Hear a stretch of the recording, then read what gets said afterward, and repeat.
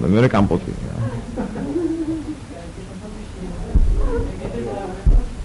ამიხანი მოიყო კიდე აქ. მე წავა შევჭამ თქვენს ხელზეც მაშინ.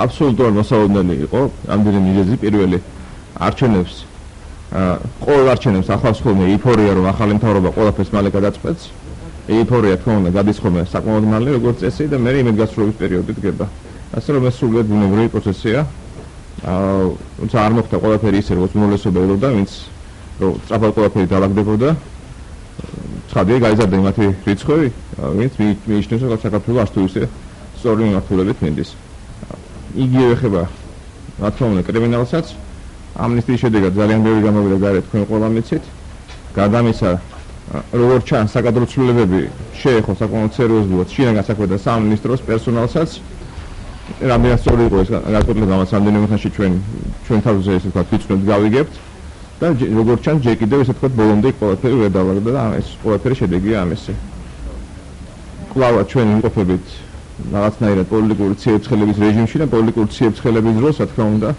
არ არის ესე იოლი ეს ყველაფერი არ არის იოლი ქვეყნის პოლიტიკური კურსის ჩამოყალიბება დაალაგება ქვეყნებში იმ პოლიტიკის და ასევე არ არის რა თქმა უნდა იოლი კრიმინალთან ბრძოლა მაშინ მithume როცა გამოცხადდა ამნისტია და სხვა შორის ამნისტიას ბოლომდე მხარს აუჭერდა როგორც მახსოვს შინაგან საქმეთა მინისტრი ესეც უნდა გადახსენოთ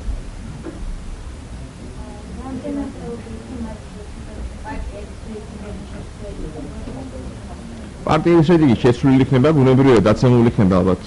ოცნების რეიტინგი, თუმცა ეს არნიშნავს იმას, რომ აწეული იქნება ნაციონალური მოძრაობის რეიტინგი. ალბათ საერთოდ ჩემი აზრით არის რაღაცნაირად საქართველოში მომწიფება ნელ-ნელა სიტუაცია იმისთვის, რომ გამოჩნდეს რაღაც სერიოზული მესამე პოლიტიკური ძალა, თუმცა ჯერჯერობით სამწუხაროდ ამის ანაეცი წინაპირობა არ არსებობს. არჩენან სერიოზული ფიგურები, ვიცი, რაღაც შემოიკრებენ გარშემო რაღაც სერიოზულ პოლიტიკურ ძალას შექმნიან.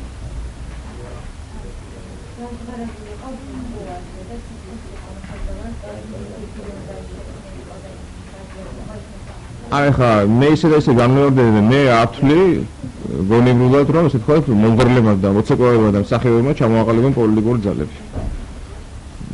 მსახიობებს უშვებიან პარლამენტში ჩვენ ანდრეევში ყველანი ძალიან კარგად ვნახეთ მაგალითად. პოლიტიკაში უნდა იყვნენ ეს ხალხი ვინც წარმატებას მიაღწია საზოგადოებრივ ცხოვრებაში. ეს ხელოვნება საქართველოში არ გულისხმობს. ეს გულისხმობს რას?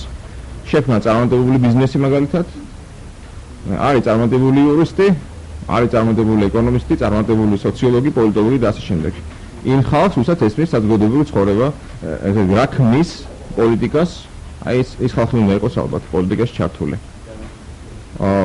ასე რომ მე სკეპტიკურად ვუყურებ საერთოდ პოლიტიკაში ისეთი ხალხის ჩაბმას, ვისაც პოლიტიკასთან და ეკონომიკასთანაც არაფერი შედეგი არ ქონია. ისი წარმატება, დიდი წარმატება რა თქმა უნდა, შემოიფარგლება სცენით. სცენა თქო უნდა კარგია, მაგრამ თავისი ადგილი აქვს. პოლიტიკოსებმა რომ იმჯერონ, მე მგონი ძალიან დიდი მოსმენი იქნება, როგორც წესი, ხო? თუ ნიჭი არ აქვს განსაკუთრებული. იგივე ახლა სიტუაცია რომ მომღერალი გაუშვა პოლიტიკაში, ან მსახიობი გაუშვა პოლიტიკაში. ამას ჩვენ უკვე ხედავთ პარლამენტის მაგალითზე.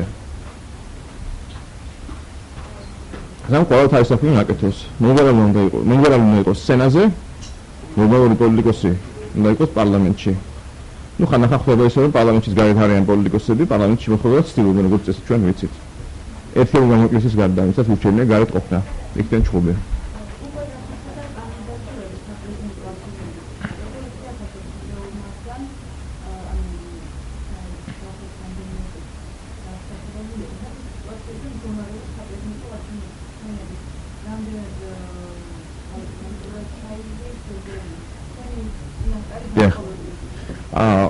ჩემი აზრით, გამომდინარე იქიდან რომ საქართველოში ბოლოს ჩატარდა ყველაზე კარგი არჩევნები ალბათ რაც ჰქონია. და ანუ მივყვეთ მე დინამიკას. ჩატარდა საპარლამენტომდე ადგილობრივი არჩევნები. ეხლა ადგილობრივი არჩევნებზე ბუნებრივია დაფშეკითხვები დარჩა. მაგრამ ადგილობრივი არჩევნების მერე იყო ერთი პოზიტიური მომენტი. წაგებულმა დამარცხებულმა პარტიამ არჩევნების შედეგები აღიარა და მიიღო. და არ მოყვა ამ არჩევნებს გამოსვლა ქუჩაში, გადაკეთვა ქუჩების, კარვები და ასე შემდეგ. ეს იყო პოზიტიური შედეგი. ბოლო არჩევნების, საპარლამენტო არჩევნების შემდეგ მივიდეთ კიდევ ერთი სერიოზული შედეგი. წააგო მართლობა ძალამ არჩევნები და წავიდა მშვიდობიანად. ბუნებრივია ხარ არ ყოფილიყო გამოსწორებული ამ დროისთვის კვეთრა წინა საარჩევნო ესე თქვათ ვითარება რომ ბუნებრივია არ ყოფილიყო მეტი კონკურენცია და მეტი მოთხოვნა საზოგადოების მხრიდან ყოფილიყო თავისუფალი თამართლიანი არჩევნები ეს ვერ მოხერხდებოდა. და მომავალი არჩევნებისთვის ბუნებრივია კიდევ უფრო მეტი წინაპირობა იქნება შექმნილი წესით რომ ჩატარდეს კიდევ უფრო სამართლიანი არჩევნები. ასე რომ მე ვერ ხედავ იმის საფრთხეს რომ არჩევნები იქნება რაღაცნაირად გაყალბებული ამის უფლებას არავინ არ მისცემს მთავრობას რომც მოინდომოს. იმიტომ რომ საქართველოში იზრდება, ძლიერდება სამოქალაქო საზოგადოება. საქართველოში კვლავ ძალიან ძლიერია ბუნებრივია დასავლეთის ინტერესი ჩვენთან რომ იყოს აქ დემოკრატია და ბოლოსდაბოლოს საქართველოში არსებობს ახლა პირველად ჩვენი ისტორიის განმავლობაში მობილიზებული ძლიერი ოპოზიციური პარტია. ასე რომ არჩევნები ჩაივლის ჩემი აზრით ძალიან ნორმალურია საქართველოსნაირი გარდამავალი დემოკრატიის ტიპის ქვეყნის კვალობაზე. რაც შეეხება კანდიდატებს ამაზე ვაპარაკობ. რაც შეეხება კანდიდატებს ამ ეტაპზე რა თქმა უნდა ალტერნატივა არ გააჩნია ოცნების კანდიდატს მარგულაშვილს. მე ვერ წარმოვიდგენია ხა რა უნდა მოხდეს არჩევნების ისეთი რომ შეიცვალოს კეთრად რეიტინგი და წააგოს ოცნების კანდიდატმა. მით უმეტეს თუ ხა მარგულაშვილი წარმართავს თავის კამპანიას კარგად.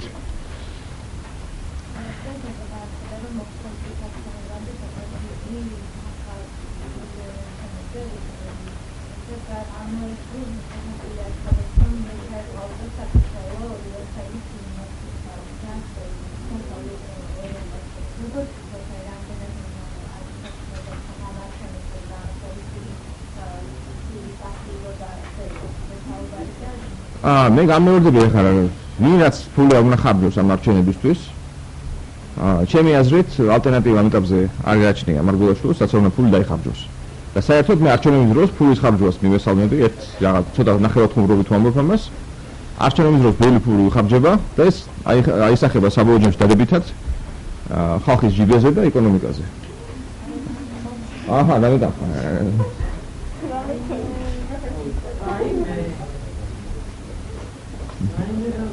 აკაურია? აი, საერთოდ ვინმე კატეგორია მიკიდე მიეხოვე, რაც უცნაურთვის ერა. არჩევნების დროს რა შემოვიდა არჩევნების წინ ახლა ამაზე ლაპარაკი მე რა თქმა უნდა მე ამაზე ინფორმაცია არ გამაჩნია, მაგრამ ის რომ ნაციონალურ მოძრაობამ არჩევნები წააგო, ეს პირველ რიგში რა თქმა უნდა მისი ბრალი იყო და არა რაღაც შემოსული ფულის ალბათ პირველ რიგში ისევ და ისევ. ნაციონალურ მოძრაობას ვაქვე უნდა შეცდომები სადია არჩევნებს არ წააგებდა ახლა ეს უნდა გაიაზროს პირველ რიგში ნაციონალური მოძრაობის ხელმძღვანელობამ.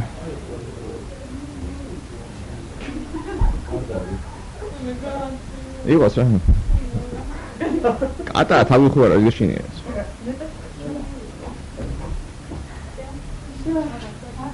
არ გამოშვეჯე. რომ მოდია ეს მუშოთ ისიოდემ და რომ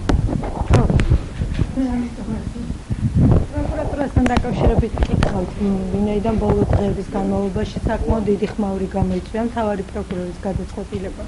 პრეზიდენტი ამბობს, რომ ის მზად არის ხელი მოაწეროს მისი გათავისუფლების გადაწყვეტილებას და გუშინ კიდევ ერთი განცხადება გააკეთა კატეგორიულად ყავს მთავრობას, რომ მიიღონ მთავარი პროკურორის გათავისუფლების გადაწყვეტილება. თქვენ რაც იცით ამასთან დაკავშირებით?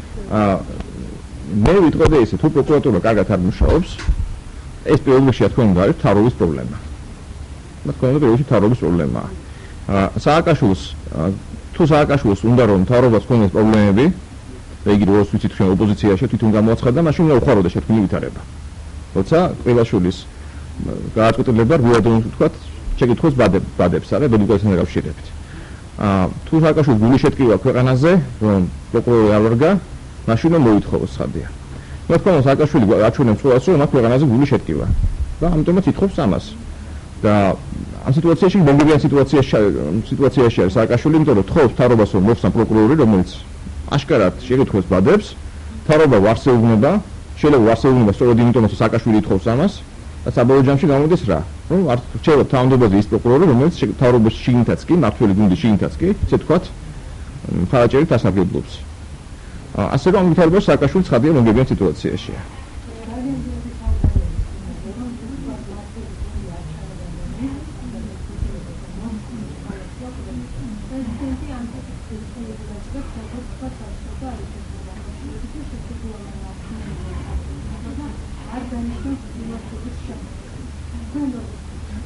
მიწის თქმა, ამიტომაც რომ ისე და ისე სააკაშვილი მომდევნო სიტუაციაში არ მოხსნიან, ესე ვთქვათ, ეხება სალაპარაკო, აი, თავიანთ სუბპროკურორს არ ხსნიან და მოხსნიან და მე თუ დაიწყებს ამ ვაჭრობას, როგორც იყო ელჩევის შემთხვევაში, ისე მომდევნო სიტუაციაში. ამიტომაც ნებისმიერი ჩავარდნა ამ მთავრობის, მათ შორის პროკურორის ჩავარდნა, ბუნებრივია ასხამს ნაციონალური მოძრაობის წესულზე წყალს, როგორც გამოჩნდა ეხლაც, იმიტომ რომ ნებისმიერ სიტუაციაში ისიც აგებული ვითარებაში არიან. მით უმეტეს რომ როცა არჩევნების მერე სააკაშვილი უფრო და მისცა მათ რომ თავიდან ბოლო დაეკომპლექტებიათ კაბინეტი და ყველა თანამდებობა დაეკავებიათ, როცა მას ქონდა უფლება რაღაცეებს თავისთვის მოეთხოვა, მით უმეტეს მომდევნო სიტუაციაში აღმოჩნდა ამეთი ახლა. მართლა გულს ცხადია შეცდომა და შეუსრულებლობა არ აქვს ამ სიტუაციაში. არჩევნების მერე ცხადია ითვალება გამოსწორება ამ მხრივ, უკვე პრეზიდენტიც ალბათ იქნება ოცნების წარმომადგენელი, ვითარება შეიძლება ამ მხრივ, რა თქმა უნდა, მაგრამ ამ ვითარებაში ცხადია რაღაცა პრობლემები ექნება მართლა გულს, იმიტომ რომ აი სიტყვაზე ახლა ნებისმიერი მინისტრი რომ მოხსნან, უნდა დანიშნოს სააკაშვილო ფორმატით. ამიტომაც საკმაოდ რთული ვითარებაა. ჯერჯერობით სააკაშვილის სხვა შორის აგზელებს კვლავაც ესე ვთქვათ იმ კურსს, რომელიც მან აიღო არჩევნების შემდეგ, რომ არაფერში მე არ გეწინააღმდეგებთ, ვინც გინდა დანიშნეთ, თუ გარდა 1-2-2-ისა პრინციპში და ახლა 1-2-2-ის ახლა კუთვნილად ვთქვათ, რომ სიტუაციას მანდა მაინც ქვეყანაში არ ცვლის. მით უმეტეს რომ ახლა ელჩის მოვალეობის შესრულებელი შეიძლება დანიშნოს ჩვეულებრივად ამ თუ ქვეყანაში მიანდა ყველაფერი დესპანს. ანუ ამ ხრივ ესე ვთქვათ, მთავრობას შეუძლია აქვს საშუალება რომ მანევრება მოახდინოს. ასე რომ მე მგონი სააკაშვილი მაინც კვლავაც დარჩება ერთგული მაღებული კურსის, რომელიც აიღო არჩევნების შემდეგ, რომ აი რაც გინდათ გააკეთეთ, მე ხა საერთოდ არ გიშლით და თუ რამე შეგეშლებათ, თქვენ თავს დააბრალეთ და თქვენ ამით გაიფუჭებთ ესე ვთქვათ, იმით საზოგადოების თვალში. მე მგონი უკვე ამ პოლიტიკის მომხრე იქნება. ბოლომდე.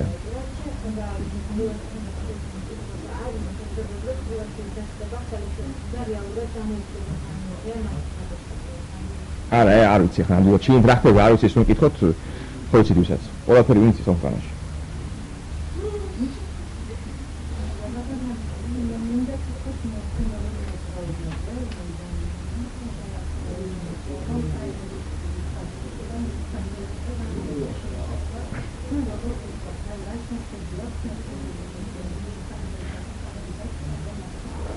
პრაიმერისაც შეეხება, პრაიმერი კარგი იყო, იმიტომ რომ მსგავსი პრეცედენტი საქართველოში გაჩნდა, თორემ ხო ბაქრაძეო გაიმარჯვებდა ცხადი იყო თავიდან რა თქმა უნდა ხა. შანსები არ თქმა შანსები ცხადია რომ მეორეზე გავიდნენ, ანუ შანსები გააჩნიათ, იმიტომ რომ რათუგან დგას მაინც რაღაც ელექტორატი, ამას მოუარყოფს და ამას დაადასტურებს ალბათ ხა ინდიაის კლუბიც რომელიც გამოქვეყნდება.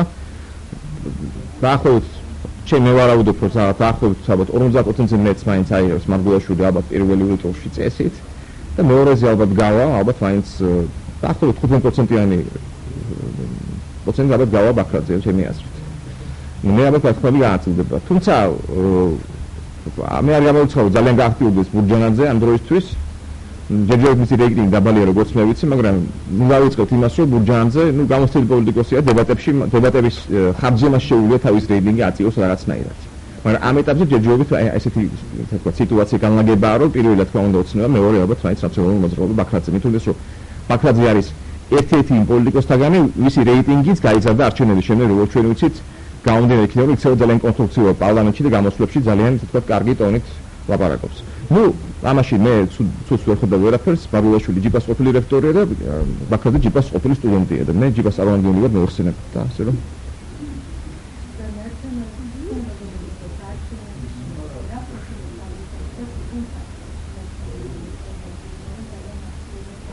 ეს დამოკიდებულია იმაზე, რაც იზამს სააკაშვილი.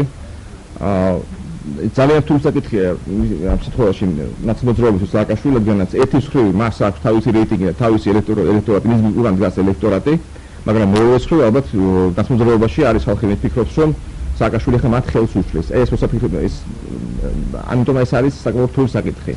ერთის მხრივ მას ნამდვილად ყავს ხარაჭერები, ვინც უზრდიან ნაციონალიზმს ამ ეტაპზე რეიტინგს, მაგრამ მეორე მხრივ ალბათ ბევრი მიიჩნევს, რომ იგი მან თავისთავად რაღაცნაირად დამუწურა, პაუზა მაინც უნდა აიღოს. და ასეულს ნაციონალიზმს განვითარდეს თავისი გზით. მე მგონი ახლა ეს როგორც მე ხვდები ნაციონალიზმში ახლა ეს ორი ესე ვთქვათ მიმდინარეობა ერთმანეთს უპირისპირდება, რომ აი გაჯობია. მაგრამ ცხადია ახლა ნაციონალიზმს სააკაშვილს ვერ აუძაოს რაღაც ერთ საკეთებას, მას სერიოზული ფიგურაა, ყველაფერს მიუხედავად და თავისი სიტყვა ეთქმის, ასე რომ დამოკიდებულია იმაზე თვითონ იგი რას გადაწყლեց. თვითონ სააკაშვილი ალბათ. ამაზე მე დამოკიდებულია ამ ხტო ნახმოძრაობის შიგნით.